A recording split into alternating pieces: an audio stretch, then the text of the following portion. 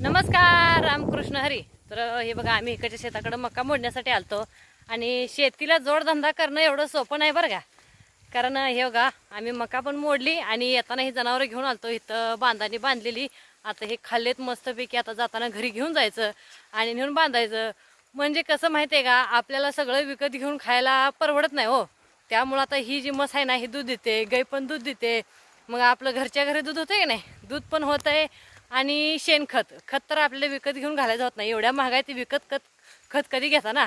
मग आपली जनावर पाळली की नाही, आपल्या जे जमिनीत जे पिकलेलं असते गवत चारा जे असतो नाही, त्याच्यावरच ही जनावरं नाही मस्तपैकी अशी मजबूत बनते ती बघा. आणि म्हणजे त्यांना आपण विकत काही घेऊन चारत नाही, आपल्या शेतातला चारा चारत असतोय.